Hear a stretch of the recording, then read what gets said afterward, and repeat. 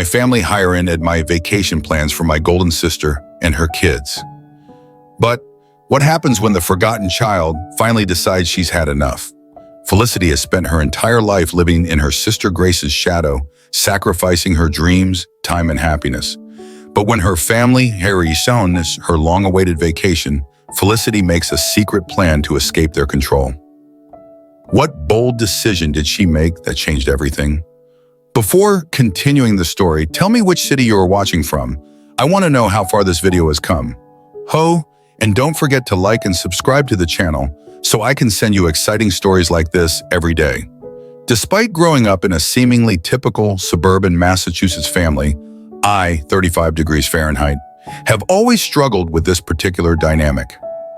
The golden child has always been my older sister, Grace, 42F. Our home has been a monument to Grace's life since I can remember, with every wall adorned with her accomplishments and every discussion focused on her life. My parents were too busy getting ready for Grace's college interviews to buy a cake for my 10th birthday, which I can still clearly recall. They even attempted to pass off Grace's leftover graduation cake, which still had her name on it, as my birthday cake. As I grew up, Grace's accomplishments eclipsed every significant event in my life. Grace had recently been selected to the debate team, so my parents were hardly aware that I had made the honor roll in middle school. Grace had to tour a college campus, so they were unable to attend the ceremony when I won a local painting competition in high school. Knowing that expressing my accomplishments would only elicit a brief, "That's nice, dear," before the topic of Grace was brought up again, I learned to celebrate them in private, in my room. Even our possessions revealed the priorities of our family.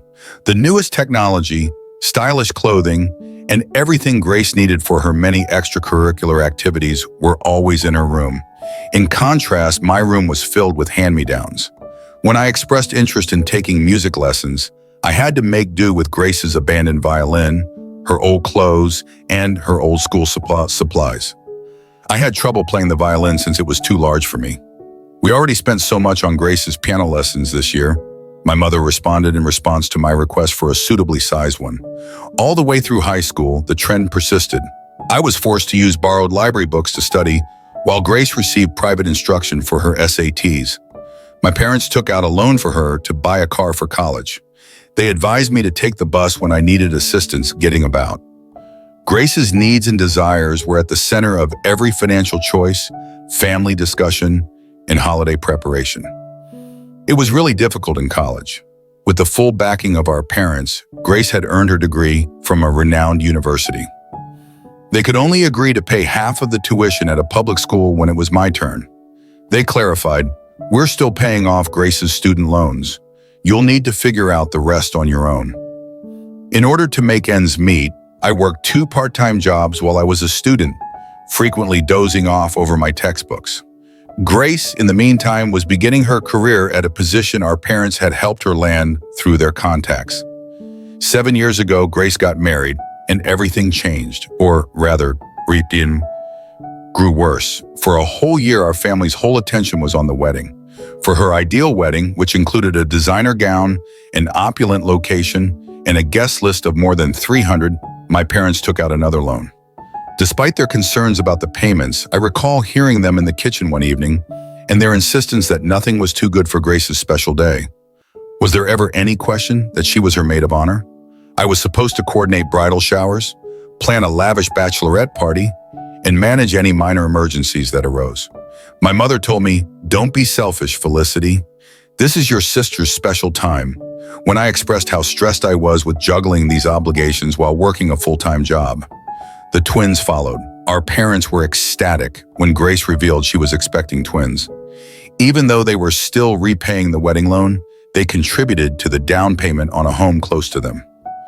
I witnessed them spend their retirement money, which they claimed they couldn't access when I needed assistance with college, on the day they signed those documents. However, they claimed that this was different. "This is for our grandchildren." Who was the default babysitter, you ask? Yes, I do. It started out as sporadic babysitting. The request, "Felicity, could you watch the boys for a few hours?" became a weekly ritual, which was later extended to evenings whenever they had appointments. My parents were in favor of this arrangement, stating, "This is what family does." Grace and her husband Ryan, 43 million, assumed that I would always be there to assist them whenever I attempted to object. Even while I adore them, the twins, who are now active 7-year-olds, are draining. The routine is the same every weekend. Grace unexpectedly drops them off at my place, usually with a pretext that she needs me time or has essential errands to run. The lads run amok, transforming my tiny apartment into a catastrophe.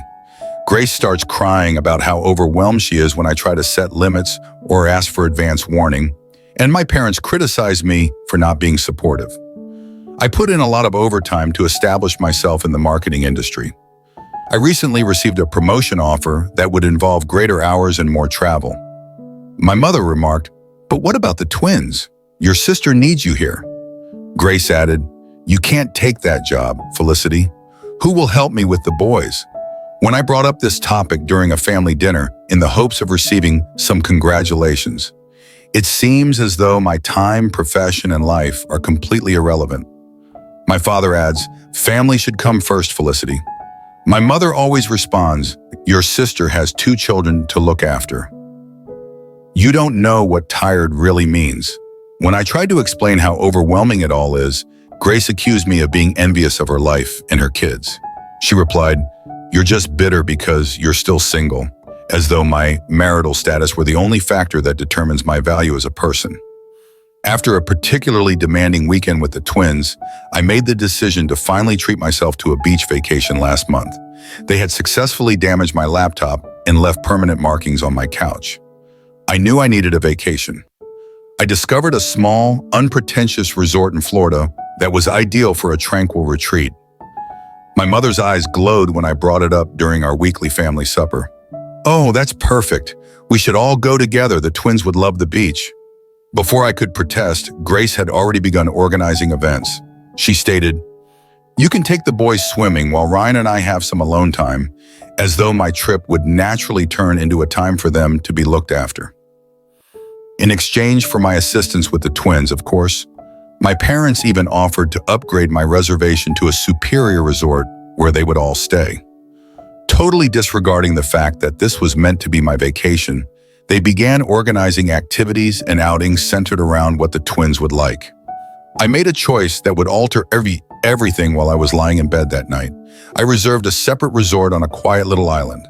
I kept the change in plans a secret from everyone. Silently, I began preparing by scheduling time off work, packing my things covertly, and ensuring that my emergency fund was available. Even though I know it's dishonest, I simply couldn't stand it any longer. At the airport, they will be separated from us. While I board my flight to another location, they will be traveling to Florida. I've disabled location sharing and am ready for the inevitable criticism. Yes, I am aware that there will be drama. Yes, I am aware that they will be upset. But I want to prioritize myself for the first time in my life. I've been the dependable sister, the ideal daughter, and the always available aunt for 35 years. To meet my family's expectations, I've given up my social life, my weekends, and my own needs. I was constantly babysitting, so I missed out on dating prospects. I have declined advancements that might conflict with the needs of my family. To be there for them whenever they need me, I've put my personal life on hold.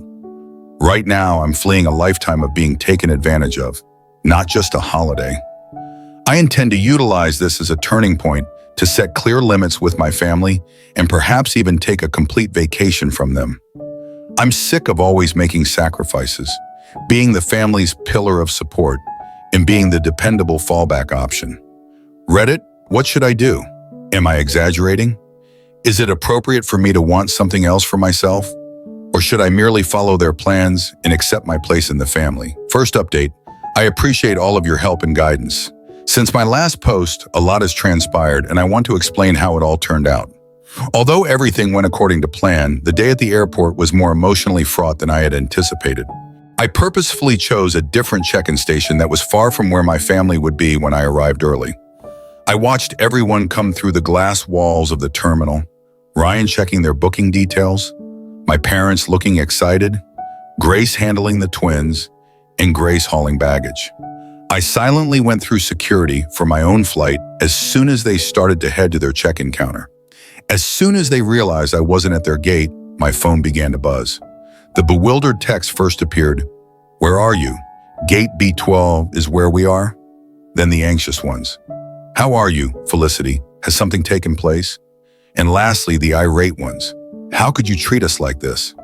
The guys are in tears. Before I boarded my aircraft, I switched off my phone. I experienced a peculiar fusion of liberation and remorse for the first time in years. I had lived with that guilt for the majority of my life. However, freedom? It was exhilarating and it was new. The crowded tourist destination they were going to was nothing like the little island where my resort was located.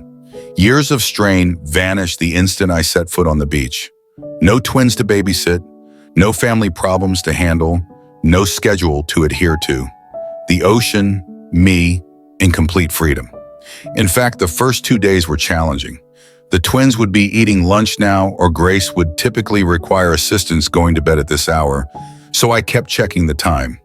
It's difficult to break decades of indoctrination. However, something changed on the third day. I experimented with things I had always wanted to do but had never had time for. I loved every minute of my silly yet fun surfing lesson. I became friends with a bunch of lone travelers when I enrolled in a yoga class by the beach.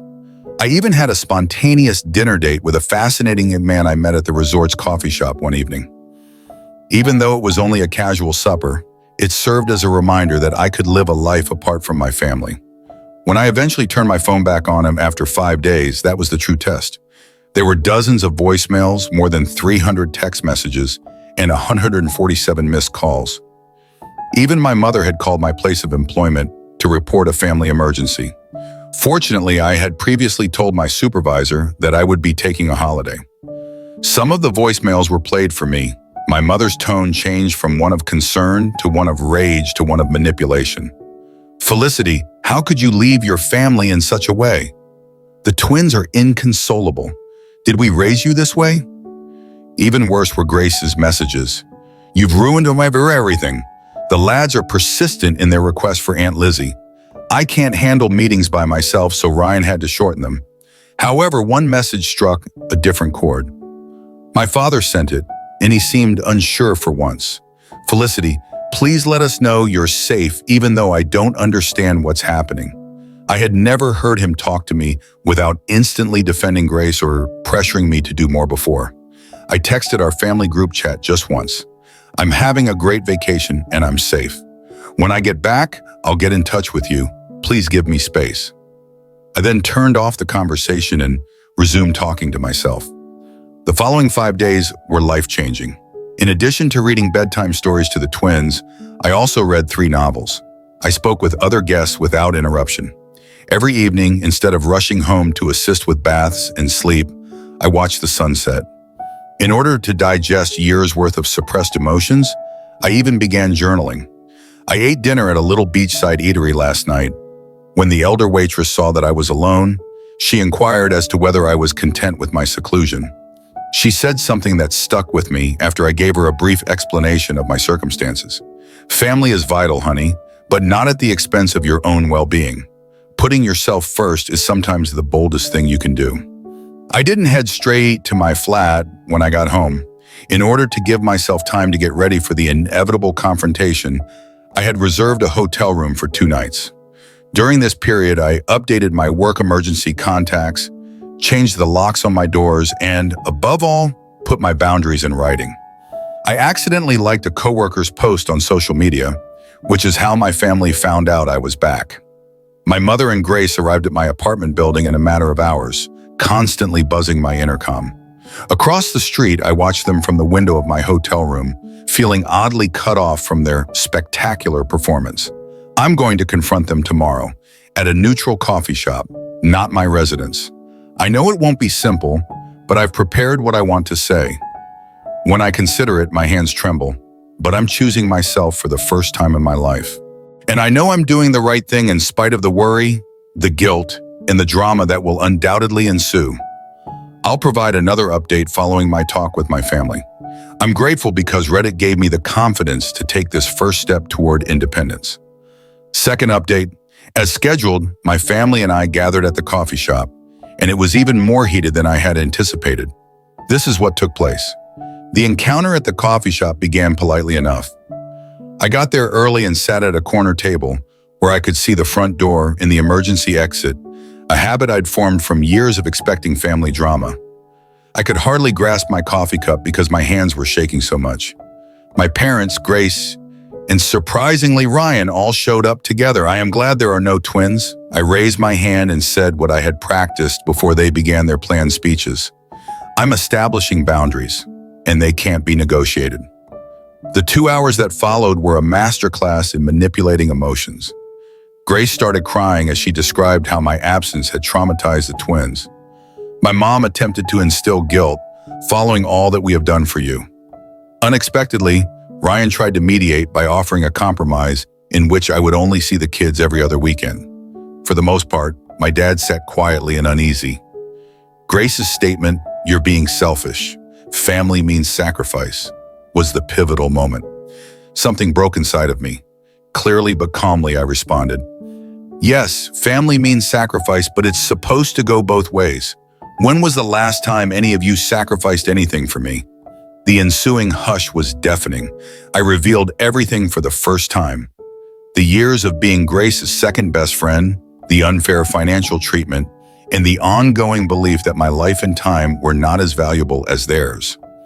I then showed them my calendar for the previous year, with every weekend designated for babysitting and every holiday tailored to their requirements. Attempting to interrupt, my mother said, "But that's what aunts do." I responded by saying something I had never before dared to say. "No, that's what paid babysitters do. And Grace, if you need this much help, maybe it's time to consider hiring one." From there, the discussion took a different turn. My mother followed Grace as she rushed out. Remarkably sorry, Ryan remained and acknowledged that they had exploited my availability. After remaining silent for a while, my father said, "We never meant to make you feel this way. It was something, but it wasn't an apology." I carried out my strategy when they departed. I relocated to a different area of the city and got a new apartment. Although it's smaller than my previous residence, it's in a safe building with a doorman who has been informed of my predicament. Only my workplace and a select group of close pals now have my updated phone number. Rebuilding my life from scratch was the most difficult aspect, not the relocation or the planning. I had no true hobbies and few close acquaintances because I had spent years being there for my family. I began modestly. I enrolled in pottery lessons, joined a local reading club, and accepted dinner invitations from coworkers that I had previously consistently declined. It was a weird first weekend of real freedom. I did things that were previously unthinkable, including staying up late, going to a farmer's market, and spending hours perusing a bookshop. Grace didn't text me urgently. Mom doesn't make guilt-tripping calls. No requests for last-minute babysitting. My family's response to my relocation was harsh but expected. When my mother attempted to contact me via the company switchboard, they learned that my new job does not allow personal calls during business hours. On one occasion, Grace even visited my office, but security was alerted beforehand. She wrote a tearful letter accusing me of destroying our family. Ryan was the source of the unexpected development. He apologized by email for his part in making this scenario possible. At first, Grace objected to him taking the twins to events on the weekends, but she has since come to terms with it. It's a minor yet important modification. My folks are having a hard time adjusting. Dad occasionally texts, usually in an embarrassing attempt to strike up a conversation. Mom fluctuates between angry outbursts and icy quiet. She left a voicemail last week stating, "When you're done with this rebellion, we'll welcome you back." This isn't a phase and she doesn't get it. My new reality is this. Without regular family interruptions, work has significantly improved. I'm more productive and focused. After noticing the shift, my supervisor assigned me to oversee a significant new project. For the first time in years, I'm also dating casually, but I'm taking it slow. Internally, there has been the biggest shift. I no longer have the background anxiety that I had for years. I've started exercising frequently, improved my diet, and slept better. According to my therapist, yes, I have finally begun therapy. I am beginning to recuperate from what she refers to as chronic family stress syndrome. The twins sent me a gift last weekend that included handcrafted notes expressing how much they miss me. Even though it was bittersweet, I remained resolute. I carefully wrote them back to let them know that Although I love them, I need some time to look after myself. I had to write it even though Grace is unlikely to read it to them. There's a lightness about you now. You look years younger, observed an old acquaintance of mine when I ran into her yesterday. She is correct. I feel lighter in spite of the angry text, the efforts at emotional manipulation, and the guilt that still surfaced. More liberated. Family love shouldn't feel like a prison sentence, I'm discovering. Respect for personal space, acknowledgement of one's own needs, and reciprocal assistance, rather than only one-sided sacrifice, are all components of true love. My new flat will be 1 month old next week. This is the first time I've ever dared to throw a tiny housewarming celebration. Only a few buddies from pottery class, book club, and work. No expectations, no drama, no family, just individuals who embrace me for who I am. I'll provide another update soon. I'm grateful to Reddit for giving me the confidence to make a life shift. Update 3, completed update. It has been a life-changing 3 months, and I want to describe how it has all come together. The confrontation I had been dreading and anticipating arrived last week. My father unexpectedly came up to my place of employment. His method was distinct from Grace's emotional manipulations or my mother's prior frenzied attempts. When he asked if we could have lunch together, he was composed, even resigned. We got together at a peaceful eatery close to my workplace. For the first time in my life, he truly saw me as his daughter, not as Grace's sister or the family's fallback option. He remarked, "You look healthy," in a startled tone. Happier. The fact that he hadn't seen my discontent for years weighed heavily on the observation that lingered between us. The family had presented him with a proposal. They were prepared to make concessions.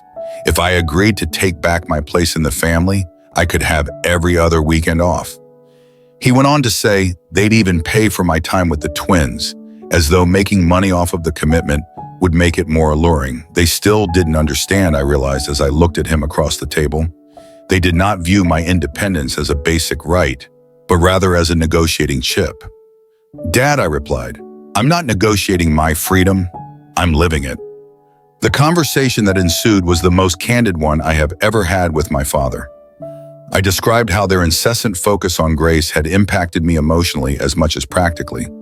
I told him about memories he had forgotten or had never noticed, dreams disregarded, accomplishments overlooked, and birthdays neglected. His reaction was surprising. He sat for a long time in quiet, not making the normal defense of their decisions. At last, he stated, "We thought we were doing what was best for the family. We never saw how much we were hurting you." Although that wasn't quite an apology, it was the first time I had ever been acknowledged. When he inquired about my new life, that was the true turning point. He paid attention for the first time as I discussed my pottery lessons, my job advancement, and the new acquaintances I had made. Even though it was not flawless, I showed him pictures of a vase I had built. I was shocked by what he said next. "You seem to have built a good life for yourself without us." Both the recognition and the grief in his voice were genuine. We agreed at the end of lunch that nothing would ever be the same again. He gave me my first sincere embrace in years as he bid farewell. "I hope someday we can be part of your life again, but on different terms." That exchange appeared to set off a final round of family strife. After learning of our lunch, my mother began a fresh round of emotional attacks. She has been informing family members that I need an intervention because I'm having a breakdown. Grace has been making passive-aggressive remarks about selfish sisters and broken families on social media because she feels deceived by our father's approval of my decisions. The difference is that none of it has the same impact on me as it formerly did. I've gained a viewpoint from my new life that I didn't have previously. Their actions, in my opinion, are an attempt to keep control over someone who has finally gained their freedom. My new flat seems like home now. My attempts at pottery and pictures of my chosen family, friends who value my independence and respect boundaries, adorn the walls. I've begun teaching my less experienced coworkers at work, ending the vicious loop of toxic support that has long ensnared me. My connection with time has changed the most. I get to spend the weekends any way I want. I've started learning Spanish, joined a local hiking group, and even started dating someone who respects and values my limits. I'm creating a life for the first time that is true to who I am rather than what my family demands of me. The twins sent me a homemade card last Sunday, which was obviously written under supervision. It was filled with regrettable statements about how much they miss their aunt. This would have previously led me into a downward spiral of uncertainty and remorse. Rather, I responded with a tender yet strong letter, stating that although I may not be as involved in their everyday life, my love for them hasn't changed, and that sometimes grown-ups need to look for themselves. According to my therapist, I am exhibiting what she refers to as post-traumatic growth, not merely moving past the past, but creating something more robust and wholesome in its stead. She has assisted me in realizing that I am not responsible for resolving the dysfunction in my family. Yesterday was the most recent development. Ryan, Grace's husband, contacted me to let me know that my stance has caused changes in their home, not to place blame on me. They finally recruited part-time help to help with the twins, and he's become a more involved parent. Ryan believes it's better for everyone, but Grace is having trouble adjusting. I'm sitting in my home office getting ready for a business trip next week as I write this last update, something I could never have done in my previous life. A frame quotation that speaks to my path is on the wall behind my desk. Sometimes the bravest thing you can do is set yourself free. I want to express my gratitude to everyone who supported me and followed my tale. You gave me the confidence to make my own decisions. If you're wondering if people in comparable circumstances are selfish for desiring their own lives, know that you're not. Being free is not selfish. Treating oneself is not unkind. Setting limits is not a sign of treachery. I have no idea how my relationship with my family may develop in the future. Perhaps one day we'll discover a different kind of connection, one based on respect for one another rather than duty. In the interim, I'm concentrating on fostering the life I've built, including my friendships, interests, profession, and above all, my sense of self. Sometimes the hardest decisions in life are the ones that bring the greatest freedom. Felicity's journey is not just a story of breaking free from toxic family dynamics, it's a story of rediscovery, of finding her own voice and reclaiming her life. The sacrifices she made for her family were heavy, but the weight of carrying their expectations was even greater. By choosing herself, Felicity not only freed herself from years of neglect, but also began to understand her worth and the life she truly deserved.